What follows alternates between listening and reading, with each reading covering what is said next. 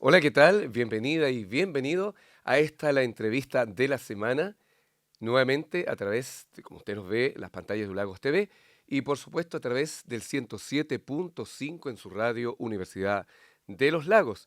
Y nos encontramos, como usted ya nos ha visto, nos ha escuchado en este ciclo de entrevistas, porque en el contexto del coloquio Ciencia, Humanidades y Arte que se desarrolló en la Universidad de los Lagos, nos encontramos ahora con Olga Sabido Ramos.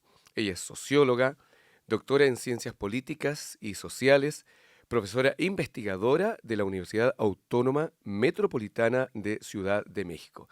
Bienvenida, ¿cómo está? Muchas gracias, muy agradecida por la invitación. No, y nosotros gracias por estar acá. Sabemos que están con una agenda, pero muy, muy especial, con todo lo que es este coloquio que ha sido maravilloso.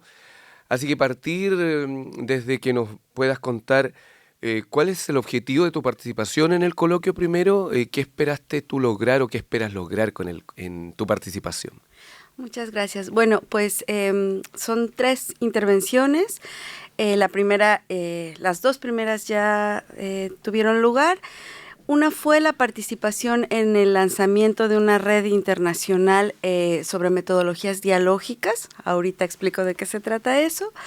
El día de ayer también tuvimos un taller que se llama Haciendo sentido con el sentido del olfato, con estudiantes de la carrera de antropología.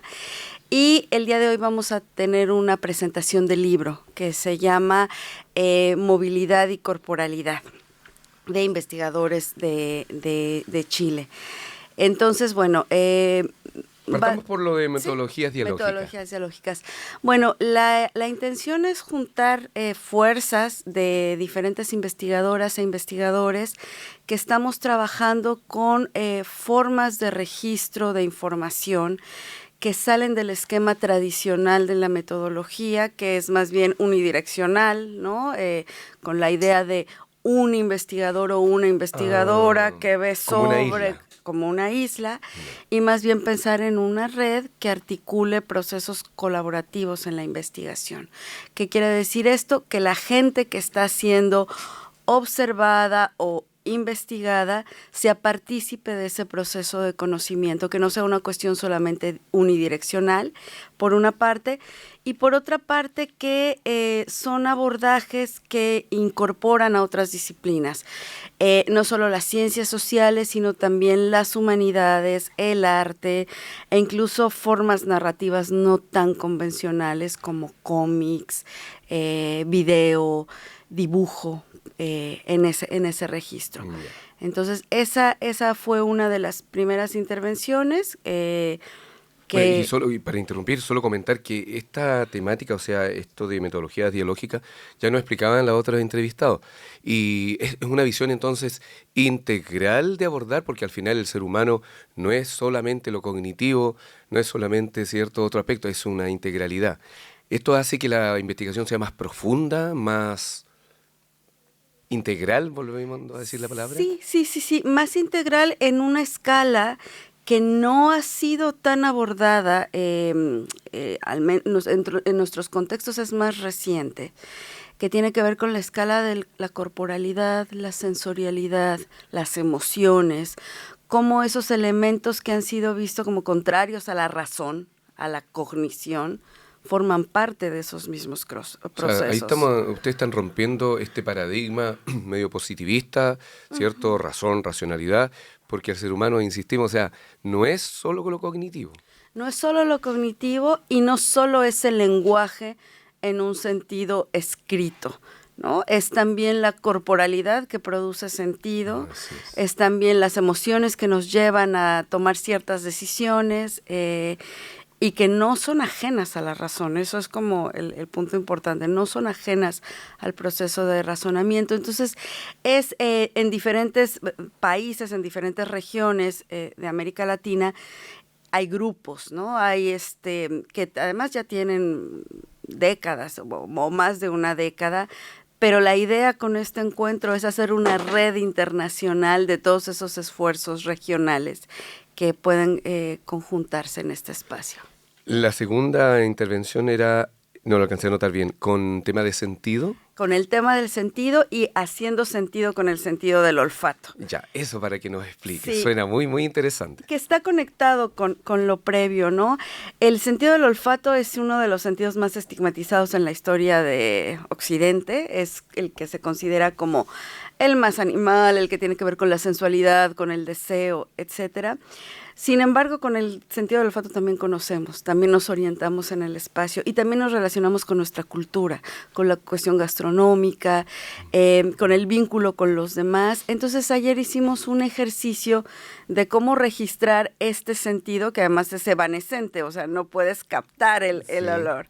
Entonces trabajamos con un cuento infantil muy lindo, que es el paseo de un niño, la movilidad de un niño que se venda los ojos y va percibiendo el espacio a través del olfato, el de la panadería, el del zoológico, va experimentando con los olores y después nosotras y nosotros hicimos una caminata olfativa alrededor de la universidad donde se fueron registrando olores que evocaban ciertos recuerdos y la idea era pues poner sobre la mesa que los olores y el olfato nos conectan con emociones y con la memoria, es decir, nos conectan con otros en el pasado. Son formas de relación. Como que vuelve. Es como cuando esos especialistas, ¿cierto?, en alimentos prueban algo y dicen, me recuerda a la infancia. Exacto. Una cosa así. Ese es el efecto Proust, que viene de la novela de En busca del tiempo perdido. Marcel Proust. Marcel Proust, que toma un panecillo, se lo mete a la boca y le viene la cascada de Exacto. emociones. Que es mucho más allá que un simple gusto. Que es la historia, es la vida. Es la vida, es la historia. Y bueno, ese fenómeno se ha visto desde la neurobiología, pero aquí era verlo, ¿qué puede decir las ciencias sociales? ¿Cómo son formas de relacionarnos con otros en el pasado? Y ayer compartieron historias muy lindas. ¿Qué pasó con los estudiantes de antropología con esta? Eso fue muy lindo, compartieron experiencias de sus papás, de sus mamás, de sus abuelos, incluso más de 2 experiencias y las plasmaron en un cuento, en una narrativa que hicimos ahí. Y fue muy lindo su participación porque compartieron historias muy, muy conmovedoras. Y al respecto una pregunta, esto que nos menciona, sobre todo este aspecto, bueno, y el primero también, la integralidad, ¿lo practican las carreras de antropología en las mallas curriculares de las universidades? ¿Tienes tu antecedente como malla? Porque es algo tan innovador, pero a la vez, o sea, es lo que debería estar. Es lo que debería estar.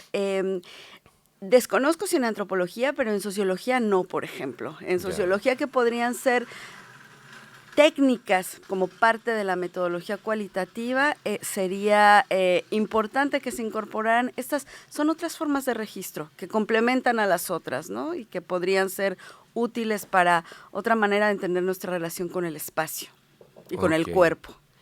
Y nos hablaba del tercer punto, Olga, de la presentación de un libro. Sí, es el día de hoy. Es un libro editado aquí en Chile por la investigadora Paz Concha, Daniel y se me olvidó el apellido del autor. Pero el libro, ¿cómo se llama? El libro se llama Corporalidad y Movilidad. Ya. Y son investigaciones, es un libro colectivo que son investigaciones que justamente ve la ciudad desde el punto de vista del cuerpo en movimiento. Entonces hay investigaciones sobre cómo es moverse en la ciudad en bicicleta, cómo difiere o varía la movilidad de una niña en bicicleta y de una adulta mayor en andador, por ejemplo. O sea, tenemos la idea de que nos movemos de la misma manera y eso no es así, porque el cuerpo no es homogéneo, es diferenciado. Sí. Entonces es cómo se va moviendo, cómo se mueven las personas en la ciudad y cómo esa experiencia también es otra forma de registro para entender no solo la ciudad en términos de conocimiento y en términos de academia, sino también cómo eso puede incidir en las políticas públicas para hacer unas ciudades más habitables para la diversidad corporal que existe. Es un libro muy interesante. Mira, el otro día conversábamos con Alejandra Lazo, la doctora Alejandra Lazo, al respecto. No sé si se acordarán nuestros auditores, quienes nos escuchan, ahí los vamos a dar tarea para la casa. Pero justamente, muchas veces las personas no conocen el mundo de la antropología y dirán, ¿qué hace un antropólogo? Pero efectivamente, conversamos ese tema de la movilidad y cómo es tan relevante que en lo concreto, como estamos en el mundo del exitismo, lo concreto del consumismo, Sí, ¿y cómo y para qué sirve? Y justamente, o sea, sí. hacer una ciudad que fuera más accesible, más apta para todos, y cómo eso influiría, porque es cosa de ver las calles, Sí. cómo inciden, por lo tanto, es algo muy interesante. Quería pasar a otro punto dentro de los tiempos que nos quedan. ¿Desde cuándo eres socióloga y por qué estudiaste sociología? Yo empecé a estudiar sociología en 1994. Era un tiempo en México muy interesante políticamente hablando, porque fue el año del levantamiento zapatista, un movimiento indígena internacional, o sea, con una resonancia internacional muy significativa. Y en ese momento yo entro a estudiar sociología porque quería, creo que como todas las sociólogas, incluso yo creo que todas las personas que estudiamos ciencias sociales, queríamos cambiar al mundo, ¿no? O sea, queríamos un mundo más justo, más habitable, y esta disciplina fue como muy atractiva para mí. Después entendí que no es tan fácil, pero que justamente nuestra labor también está en este diagnóstico y en esta actitud crítica a los procesos que de pronto son impuestos y que parece ser que habría que no cuestionarlos. Entonces creo que son disciplinas que están... Hay un sociólogo, Pierre Bourdieu, que también practicaba la antropología, que decía la sociología es un deporte de combate, es un deporte que es una actividad que sirve para un cuestionamiento y una crítica a lo dado, a lo establecido, y a que la sociedad puede ser de otra manera, en un sentido como decíamos del libro, una vida más habitable, más satisfactoria para todas y todos y para todas las diversidades que existen. En ese sentido, infiriendo lo que nos cuenta, pensando en un estudiante, alguien que quiere estudiar estas carreras, antropología, sociología, pero que tiene la duda porque el sistema, la familia, el que vas a trabajar, ¿qué mensaje le darías tú? Porque sí se puede y se debe estudiar si tienes la vocación. Sí, yo el mensaje que les daría es la sociología, la antropología tienen que ver con las emociones en el sentido de que hay un deseo por explicar el mundo. Y que siempre cuando uno actúa en términos de eso que te hace ilusión, y que te entregas y que eres curiosa o curioso, también les recomiendo mucho eso, que no solo lean lo que les dejen sus profesoras y profesoras, vayan más allá de Más los allá, temas, ¿no? Porque ahí es donde se encuentra la innovación, en así ir es. más allá de lo que, Del aula, del propiamente aula y de tal. lo que te están dando. Sigan su deseo, sigan su ilusión, y es una carrera muy, muy satisfactoria, ¿no? Yo eso les recomendaría. Y finalmente, Olga, este es un momento cuando nos faltan unos minutitos, donde la entrevistada o el entrevistado mira a la cámara si quiere y cuenta el mensaje, las proyecciones, tus sueños. Mis sueños. Sí, esta es la etapa profunda. Bueno, mis sueños serían que los espacios universitarios fueran espacios libres de violencia en todo sentido, violencias epistémicas, violencias de género, violencias institucionales, que todos los espacios universitarios hicieran una introspección junto con profesoras, con profesores, con alumnos, con alumnas, en ese sentido, porque también hay condiciones materiales para desarrollar esa ilusio vocacional. Entonces, la transformación está en la sociedad, pero también al interior de los espacios académicos y universitarios. Entonces, mi sueño es que podamos convivir en espacios satisfactorios y habitables para todas y todos, no solo la ciudad, sino las instituciones en las que nos movemos. Ese sería mi sueño. Pero no pudimos culminar con una reflexión tan sabia y tan bonita de entregar este mensaje, obviamente, porque estamos en esa lucha constante, lo que se denomina cumplir esta máquina que quieren transformar al ser humano y aquellos que vienen con la contraparte, ¿cierto?, de buscar más allá de lo visual, de lo tangible, la esencia del ser humano. Queremos agradecer entonces a Olga Sabido Ramos, socióloga, doctora en Ciencias Políticas y Sociales, profesora investigadora de la Universidad Autónoma Metropolitana de Ciudad de México, por estar acá en la entrevista de la semana. Muchísimas gracias.